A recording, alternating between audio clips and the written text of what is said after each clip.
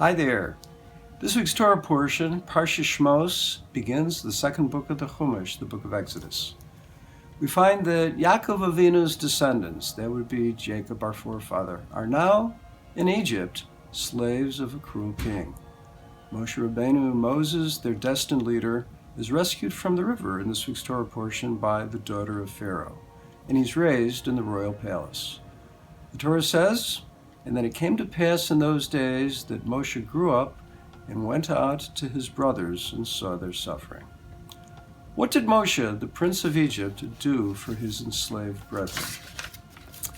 It didn't seem like that Shabbos would be any different than any other Shabbos for Rabbi Yitzchak David Grossman, the rabbi of Migdal HaEmek in Israel. But then something quite unusual and surprising happened.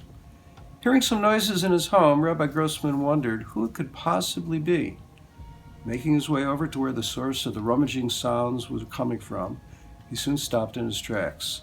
Taken aback, before his eyes was a burglar, a Jewish burglar. Quietly, tiptoeing backward, Rabbi Grossman headed toward the front door and locked it. He didn't walk outside and lock it, but Rabbi Grossman locked the door while staying inside. He didn't want the burglar to escape so easily. And so there remained Rabbi Grossman and the burglar, along with the door locked.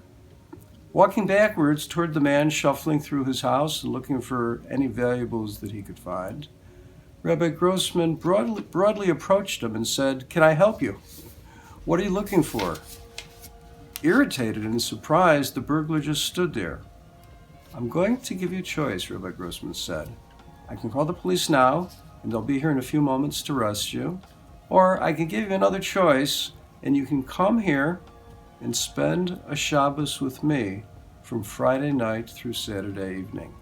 If you choose the latter, I'll forget about the police, and the whole incident will be as if it didn't happen." The burglar was stunned and stood there startled. Hearing the ultimatum that was offered, he said, "That's all I have to do? Just be your guest for a Shabbos?" "That's all," said Rabbi Grossman. "I just want you to see what a Shabbos is like."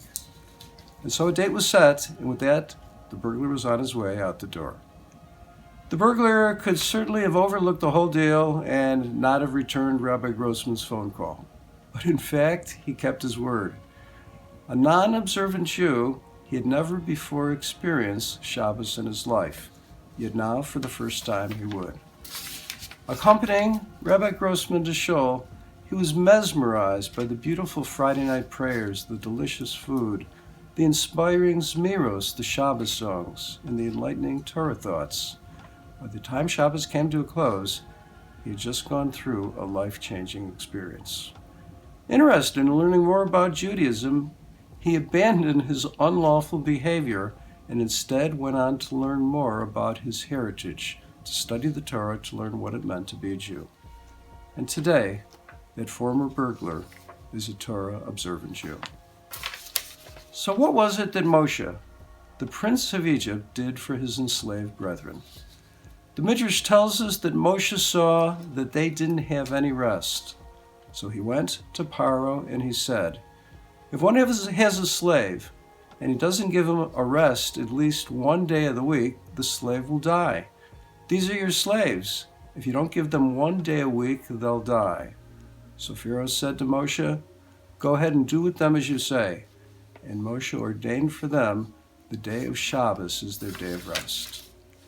In Migdal HaEmek, in that story in Israel, it all began with Rabbi Grossman's words, "I just want you to see what a Shabbos is like." Once the burglar experienced a single Shabbos, it was the beginning of a new life. Its beauty and its meaning penetrated his neshama, and no matter how far away he had been from any semblance of Judaism, and no connection to Hashem previously, that spark within his soul was lit on fire.